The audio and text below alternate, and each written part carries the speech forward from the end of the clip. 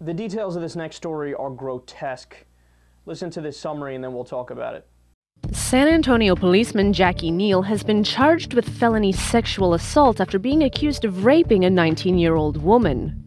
Neal allegedly followed the woman in the South Side while on duty around 2 a.m. on Friday. She eventually pulled over and Neal told her he tailed her because he thought her car was stolen. She denied this, showing him receipts for the new purchase.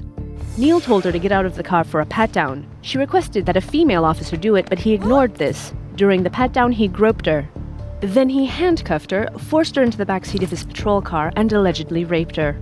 A camera inside the car that would have recorded the incident was not functioning, a detail Neal would have been aware of, according to Police Chief William McManus. Another woman brought similar accusations against the 40-year-old Neal in the past, and the officer was suspended in September for dating an 18-year-old participant in a police-sponsored youth program. Unbelievable. You ready for this? It gets worse. Quote, Neal was released after posting a $20,000 bond. The police department will continue to pay him until he is indicted. Is anybody naive enough to think that if this was a poor guy from the wrong side of town, that he could have gotten away with raping an innocent girl and then got out on bond? Does anybody really think that? I don't think anybody could have gotten away with doing that and then they get out on bond and then they still get paid. Their job keeps paying them until they're indicted. How about no? That is an outrage. By any means necessary, you stop his pay immediately and you keep his ass in jail until the trial begins because he is a danger to society.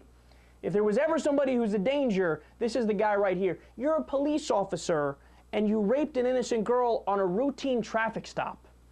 And you did it the second you thought that nobody was watching you because your camera was undergoing repairs and your audio recorder was undergoing repairs.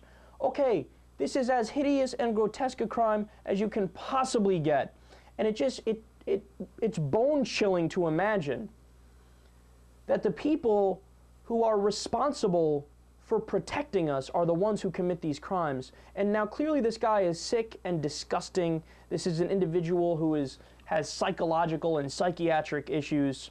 But again, look at what happens when people get a taste of power.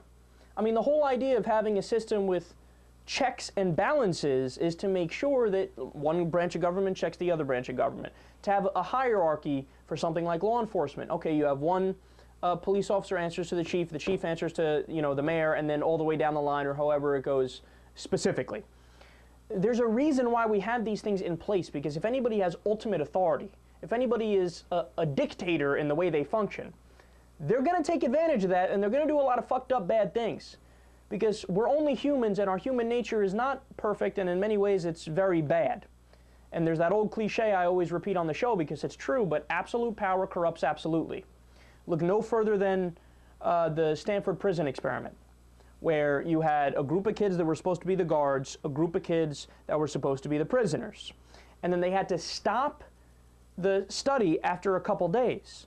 Why? Because both of those groups took their roles and took them to heart and really internalized what they are. So the guards started acting brutally, started torturing the prisoners, started abusing their authority, and the prisoners became more meek, became quiet, became, had outward signs of having no confidence and being afraid, and they both just played their roles because they were told, this is your role.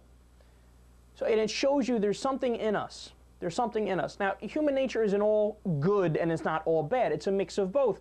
But when the conditions are a certain way and the soil is right for this situation, okay? When the soil is fertile for corruption to sprout up, it will. And by having a police officer who's, has no accountability because he doesn't have that camera on him, and to be fair, I don't want to smear all police officers because obviously not everyone would rape given this instance, but either way, you need to have multiple levels of accountability and multiple systems of checks and balances to make sure that the people who protect us actually are protecting us and not raping us.